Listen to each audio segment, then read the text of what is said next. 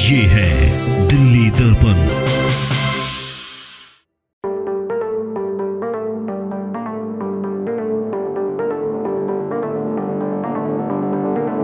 Ward number 62 से कांग्रेस प्रत्याशी ममता योगेश आर्य हमारे साथ मौजूद हैं। उनसे हम बात करते हैं। ममता जी, पहली बात तो स्वागत है आपका हमारे चैनल पर। आपसे सवाल भी हम साथ साथ लेना चाहेंगे ये कि आप ज़ोरों शोरों से अपना चुनाव प्रचार कर रही हैं। अभी तक सबसे बड़ी जो रैली की है वो कांग्रेस पार्टी की तरफ से की है।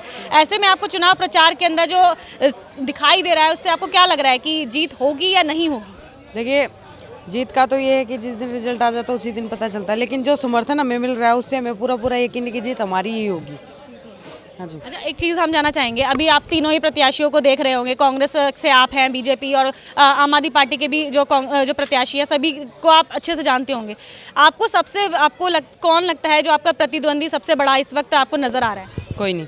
कोई नहीं, तो विश्वास है कि आपको जीत मिलेगी? ऊपर वाले के हाथ में है। अच्छा, मैं आपसे जानना चाहूँगी कि आप जब वार्ड में जा रहे हैं तो मुद्दे क्या लेकर जा रहे हैं, क्योंकि मुद्दे इस वक्त बहुत ज़रूरी हैं। आम आदमी पार्टी के मुद्दे अलग हैं, वो जो बीजेपी सरकार है उसकी जो बुराइयां हैं, जो कमियां हैं वो दिखा रही है जनता के सामने। और अगर बीजेपी की बात करें तो राम मंदिर के नाम पर वो वोट मांग रहे हैं। कांग्रेस पार्टी क्या लेकर जा रही है जनता के बीच? देखिए, राम जी जो है हमारे भगवान है, वो किसी के पर्सनल तो है नहीं, वो तो सबके हैं। या कोई मंदिर बनाए या ना बनाए, जाते तो उस मंदिर में सभी लोग हैं। और भगवान के नाम पे वोट मांग के ये कुछ मेरे हिसाब से ठीक नहीं कर रहे हैं। बाकी जो है कि मुद्दे हमारे यही हैं, जो आजकल जो पार्कों की हालत देखो, ना ही उनमें पेड़ों की कोई कटाई हो रही है, ना ही पेड़ों का कोई रख रखाव है। पहले पेड़ों के साथ जालियाँ लगी होती थी, आजकल तो पेड़ ऐसे ही खुले पड़े रहते हैं। जो जानवर है वो ऐसे ही सींग मारते रहते हैं, उनमें ख़राब करते हैं उनको। बाकी रोड साइड देखिए आप, जो नालियाँ हैं, सीवर तो वैसे ही ख़राब है। हर रोज़ सीवर ठीक करने आते हैं, उनको खाली करने आते हैं, फिर वो दोबारा फिर भर जाते हैं।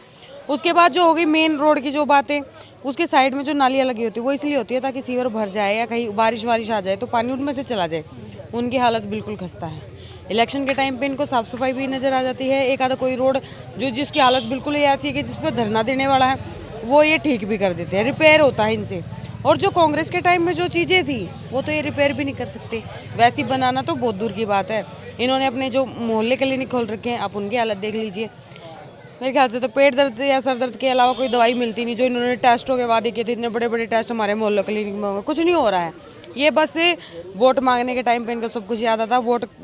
इलेक्शन जीतने के बाद कौन जनता, कौन से रोड, कौन से काम, इनको कुछ याद नहीं रहता। हमारे यही मुद्दे हैं कि मेरे ख्याल से तो देखो, जितना समय है हम 100% कोशिश करना चाहेंगे अपनी तरफ से कि जो काम ये 5 साल में नहीं करें वो हम 10 महीने में कर सकें, अगर हमारे साथ हमें सबका साथ मिलेगा तो। क्या आपको लगता है क्योंकि ऐसा माहौल बना हुआ है कि शालीमार बाग में बेसिकली जो काम करेगा वो जातीय समीकरण करने वाला है? क्या आप मानते हैं कि जातीय समीकरण के आधार पर वोट डालने वाले हैं, या आपको लगता है कि जनता जागरूक होकर वोट डालेगी और काम पर वोट डालेगी? देखिए, इस शालीमार बाग में तो मेरे ख्याल से पिछले 25 साल से एमसीडी में इसकी बीजेपी की सरकार है, और बीजेपी तो रही नहीं, मोदी सरकार है। तो अब तो लोगों को दिखाई देने लग गया कि ये काम करने वाले नहीं हैं। जाति का कोई इसमें वो नहीं है, जाति तो लोग बांटते रहते हैं रोज़ का। कोई किसी धर्म के नाम पे बांट रहा है या कोई भगवान के नाम पे बांट रहा है, वो तो लोगों का काम है। यहाँ पे तो देखिए, लोग जागरूक इतने हो गए हैं, अब जो हम जा रहे हैं पता चल रहा है, लोग जितने जागरूक हो गए हैं कि उनको पता चल गया है कि जाति भेदभाव ये लोग भटका रहे हैं उन्हें। अब ये वोट जागरूक होके देंगे, अपना जो वोटिंग राइट है उसका सही यूज़ करके देंगे। तो ये थी ममता योगेश आर्य जिन्होंने ये दावा किया है, क्योंकि इनके चेहरे पर जो खुशी है उससे भी साफ झलक रहा है कि ममता आर्य को पूरी उम्मीद है कि वो इस बार जीतेंगी और अपना प्रतिद्वंदी वो इस वक्त किसी को भी नहीं मान रही हैं। भोला जी भी हमारे साथ मौजूद हैं, इनसे भी जान लेते हैं। भोला जी, आपकी पत्नी को यहाँ पर भरोसा दिया गया है, आपके नाम पर इनको टिकट मिली है, तो आप क्या मान रहे हैं, माहौल किस तरह से बनेगा? क्या जातीय समीकरण मुद्दा रहेगा, ये काम मुद्दा रहेगा? यहाँ पर सबसे पहले तो मैं ये बात कहना चाहूँगा कि भाई जातीय मुद्दा कोई भी नहीं है यहाँ पर। लोग कोई भी हो, किसी भी पार्टी से हो, लोगों ने झाड़ू को देखा, बीजेपी को देखा, कांग्रेस को देखा, फिर उसके बाद उनका विचार एक ही है कि यार कांग्रेस सरकार ही अच्छी थी, जो देश को चला सकती है, देश में काम कर सकती है। हमने मौका सबको दिया, मगर अब की बार फिर से कांग्रेस सरकार, लोगों का यही मानना है। लेकिन एक दिक्कत यहाँ पर ये आ रही है कि सब लोग कांग्रेस पार्टी को देश की सबसे बड़ी पार्टी तो मानते हैं। वो सब ये मान रहे हैं कि देश में 15 साल कांग्रेस पार्टी ने राज किया, लेकिन विधानसभा में जब खाता नहीं खुला तो लोगों के मन में ये शंका भी है कि निगम चुनावों में किस आधार पर वोट डालें। तो उन लोगों को आप क्या कहना चाहेंगे?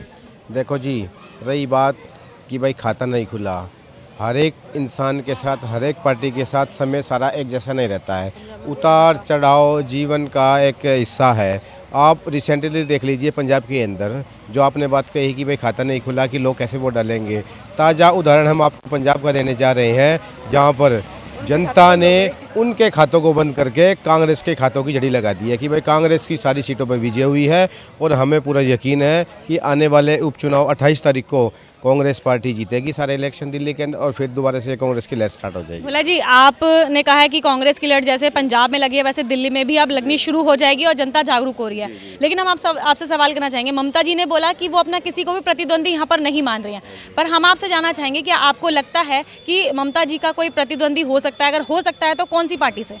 देखो जी, मेरे हिसाब से तो जैसे हम एरिया में घूम रहे हैं, हमारे को तो लगता नहीं कि भाई कांग्रेस पार्टी का और या ममता जी का कोई प्रतिद्वंदी होगा।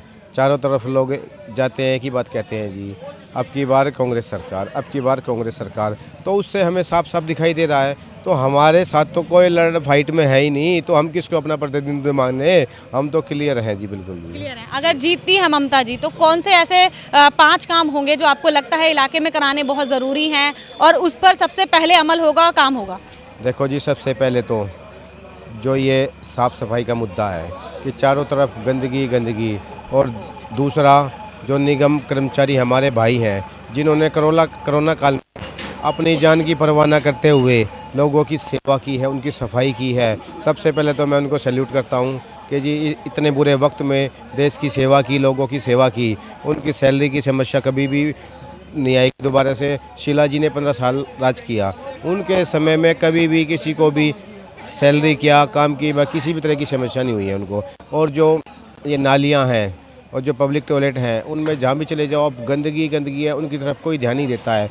और सबसे बड़ा एक मुद्दा जो आजकल सोसाइटियों में, गाँव में, कि भाई ये लेंटर के नाम पर थोड़ा पिलर तोड़ने आ जाते हैं या लेंटर तोड़ने आ जाते हैं, वो जो काला बाजारी है, चोर बाजारी है, हम उसको बंद करेंगे जी कांग्रेस पार्टी के आने। लेंटर के रेट बंद कर देंगे आप? बिल्कुल, हम बिल्कुल बंद कर देंगे, किसी को एक पैसा नहीं लेने देंगे। जिसको बनाना है खुद मकान बनाओ, हम वहाँ खुद खड़े होकर मकान बनवाएंगे।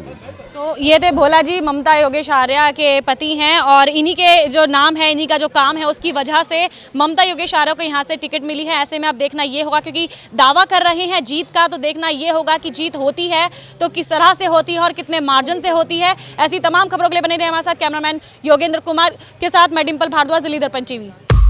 लेटेस्ट खबरों के लिए सब्सक्राइब करें हमारा YouTube चैनल या फिर लॉग ऑन करें www.delhidarpantv.com। खबरों की कवरेज और विज्ञापनों के लिए संपर्क करें इस नंबर पर।